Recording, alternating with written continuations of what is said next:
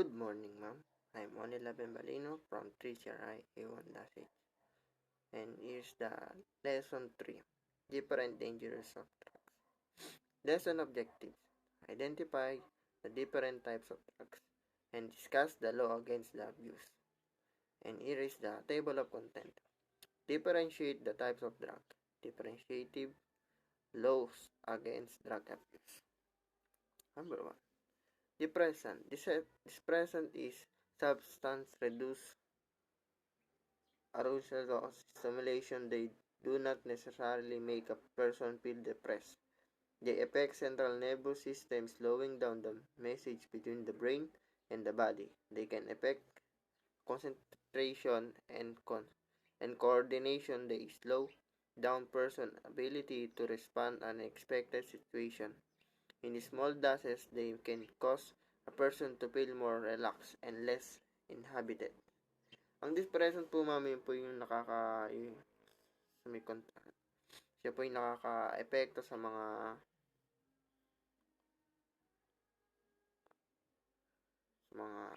alcohol, katulad po ng example po natin, alcohol, drugs, and cannabis. Yan po yung pagka po na ko na sa may depression, parang gusto nyo pong uminom, o kaya mag-drugs, tsaka yung mag-marijuana, and yung morphine. Yan po yung mga example ng isang depressant. Next is hallucinogen. Ang hallucinogen naman po, yun yung change your sense of reality. You can have hallucination. Your sense are distorted in the way you see, hear, taste, and smell, or feeling things or difference. For example, ma'am, yun po yung may see or hear things that are not really there, or you may have unusual thought or feelings.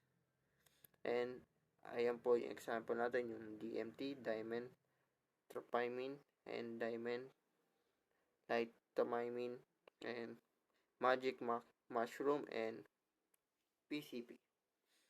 Ayan po yung pinaka-example ng hallucinogen.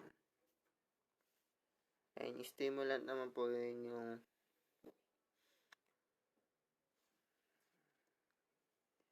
sometimes called upper temporally increase alertness and energy. The most commonly used street drugs that fall into the category are cocaine and amphetamines.